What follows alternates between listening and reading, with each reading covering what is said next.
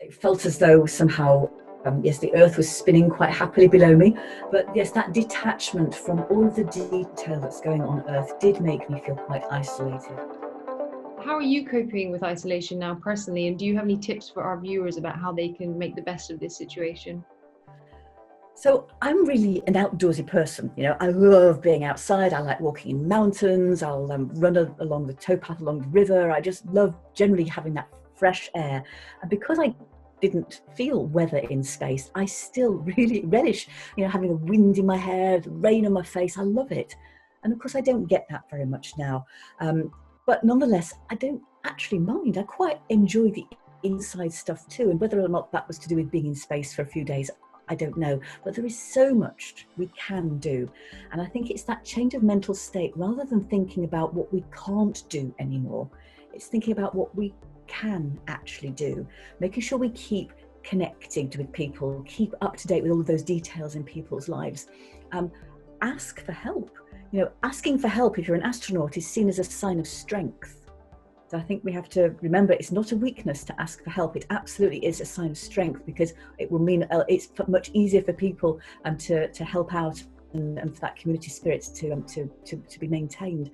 But I think the other thing is as well, in space we do learn that however well sort of selected the crew might be, they get on each other's nerves every now and again. And that level of tolerance, so mutual respect and cooperation that we need to have with the people who we are in close confinement with, we just have to, sometimes just take a bit of a breath, and let things go at times and talk about what it is that's rattling us.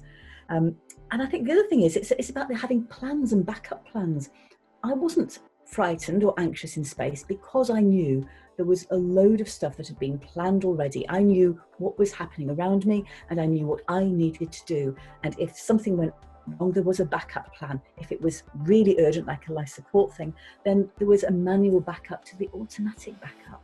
So if we can just put into place some of those plans and think through some scenarios, that can help to relieve a certain level of anxiety that we might be feeling.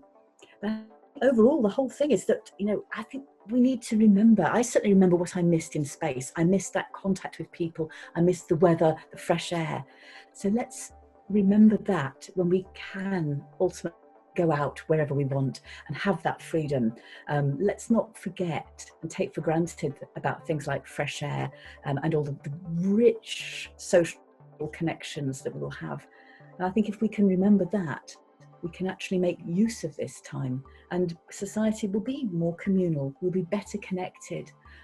And if every day we can make sure that we leave the earth slightly better than it was when we woke up, then the whole world ultimately will be a better place to live in.